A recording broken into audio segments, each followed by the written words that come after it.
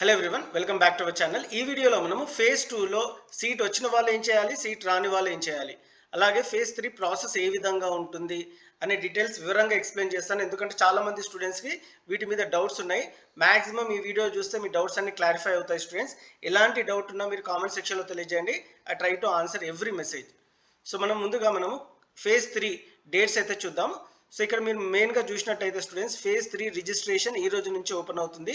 31st మే నుంచి 15th June వరకు మనకి కొత్త వాళ్ళు రిజిస్ట్రేషన్ చేసుకోవచ్చు. ఇంతకుముందు ఫేజ్ 1 ఫేజ్ 2 ఎవరైతే పార్టిసిపేట్ చేయలేదో ఇప్పుడు కొత్తగా మీరు రిజిస్ట్రేషన్ చేసుకోవచ్చు 400 రూపీస్తో. తర్వాత వెబ్ ఆప్షన్స్ పెట్టుకోవచ్చు. ఇక్కడ ఫేజ్ 3 వెబ్ ఆప్షన్స్ 31st అంటే ఈ రోజు నుంచి 16th జూన్ వరకు ఉంటుంది. సో మనకి ఈ టైంలో ఎవరెవరైతే వెబ్ ఆప్షన్స్ పెట్టుకోవాలి అంటే ఫేజ్ 1 వాళ్ళు, ఫేజ్ 2 వాళ్ళు ఎవరైనా నచ్చకపోయినా ఈ వెబ్ ఆప్షన్స్లో మీరు ఈ డేస్లో మీరు పార్టిసిపేట్ చేయొచ్చు. సో 31st మే నుంచి 16th జూన్ వరకు ఉంటుంది. ఇప్పుడు main part of the video వెళ్దాం. ఫేజ్ 1 గురించి నేను పెద్దగా డిస్కస్ చేయను, ఎందుకంటే ఆల్రెడీ ఫేజ్ 1 అయిపోయింది. మనం ఫేజ్ 2 ఈ స్టేజ్లో ఉన్నాం కాబట్టి ఎవరెవరైతే ఫేజ్ 2లో వెబ్ ఆప్షన్స్ పెట్టారో చెప్తాను. సో ఫ్రెష్గా రిజిస్టర్డ్ అయిన స్టూడెంట్స్ ఫేజ్ 2లో వెబ్ ఆప్షన్స్ పెట్టడం జరిగింది.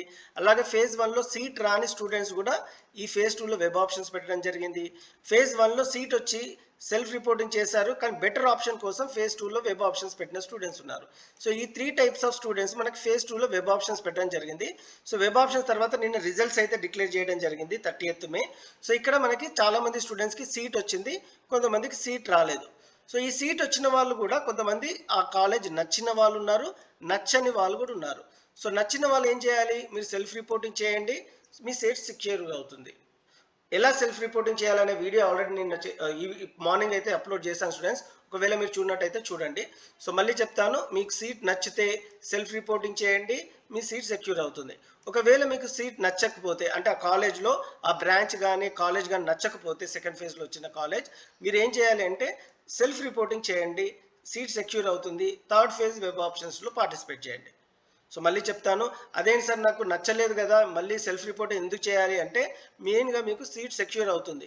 సో ఒకవేళ నచ్చకపోతే మీరు సెల్ఫ్ రిపోర్టింగ్ చేయకపోతే మీరు క్యాన్సిల్ చేసుకోవాల్సి ఉంటుంది.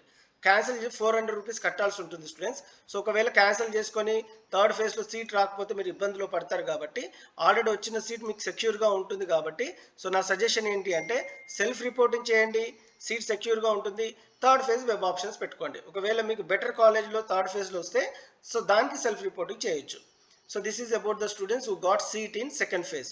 ఒకవేళ సెకండ్ ఫేజ్లో నాకు సీట్ రాలేదు సార్ ఏం చేయాలి అంటే మీరు ఏం చేయాల్సిన అవసరం లేదు.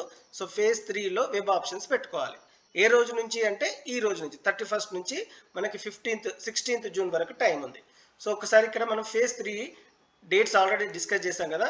మనకి ఈ రోజు నుంచి 15th వరకు రిజిస్ట్రేషన్ ఉంది. 31st మే నుంచి 16th జూన్ వరకు మనము వెబ్ ఆప్షన్స్ పెట్టుకోవచ్చు. ఫేజ్ 2లో వెబ్ ఆప్షన్స్ ఎవరు పెట్టుకోవచ్చు అనేది డీటెయిల్గా చూద్దాము. ఫ్రెష్గా రిజిస్టర్ అయిన స్టూడెంట్స్ ఎవరైతే ఫేజ్ 1 ఫేజ్ 2లో రిజిస్టర్ కాకుండా ఈసారి ఫ్రెష్గా రిజిస్టర్ అవుతున్నారో ఆ స్టూడెంట్స్ ఫేజ్ 3లో రిజిస్టర్ అయిన స్టూడెంట్స్ వెబ్ ఆప్షన్స్ పెట్టుకోవచ్చు. అలాగే ఫేజ్ 1లో రిజిస్టర్ అయిన స్టూడెంట్స్ కానీ ఆ స్టూడెంట్స్కి ఎవరికైతే ఫేజ్ 1లో రిజిస్టర్ అయ్యారో కానీ వాళ్ళకి సీట్ రాకపోతే ఫేజ్ 1 ఫేజ్ 2లో ఆ స్టూడెంట్స్ కూడా ఇక్కడ మనం ఫేజ్ 3లో వెబ్ ఆప్షన్స్ పెట్టుకోవచ్చు. అలాగే ఫేజ్ 2లో రిజిస్టర్ అయ్యి సీట్ రాని స్టూడెంట్స్ కూడా ఫేజ్ 3లో వెబ్ ఆప్షన్స్ పెట్టుకోవచ్చు. సో ఎవరికైతే సీట్ వస్తుందో స్టూడెంట్స్ ఫేజ్ 3లో సో వాళ్ళు మాత్రము ఖచ్చితంగా సెల్ఫ్ రిపోర్టింగ్ చేయాలి, కాలేజ్లో ఫిజికల్గా రిపోర్ట్ చేయాలి, మీ అడ్మిషన్ కన్ఫర్మ్ అవుతుంది. ఒకవేళ ఫేజ్ 3లో మీకు సీట్ రాలేదు అనుకో so no seat allotted, end of those counselling కాబట్టి సో మీరు స్పాట్ అడ్మిషన్ అయినా మేనేజ్మెంట్ కోటా అయినా తీసుకోండి. సో ఇక్కడ థర్డ్ ఫేజ్ చాలా ఇంపార్టెంట్, ఎందుకంటే మీరు థర్డ్ ఫేజ్లో వెళ్ళే స్టూడెంట్స్ వెబ్ ఆప్షన్స్ ఎవరైతే పెట్టుకుంటున్నారో మ్యాక్సిమం ఆప్షన్స్ అయితే పెట్టుకోండి. ఓన్లీ లిమిటెడ్గా 4-5 కాలేజెస్ పెట్టుకోకండి. సో మీరు 10 to 20 ఆప్షన్స్ కూడా పెట్టుకోవచ్చు స్టూడెంట్స్ ప్రయారిటీ వైజ్.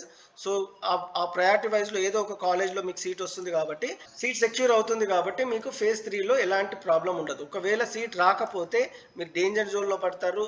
సో మీకు దోస్త్ ఆప్షన్స్ అయితే ఉండదు, డిగ్రీ చేసే అవకాశాలు తక్కువ ఉంటాయి. సో మీరు స్పాట్ అడ్మిషన్ అయినా ఆర్ మేనేజ్మెంట్ కోటా కింద తీసుకోవాలి. చాలామంది కాలేజెస్ 70-80 థౌజండ్ అయితే ఛార్జ్ చేస్తారు.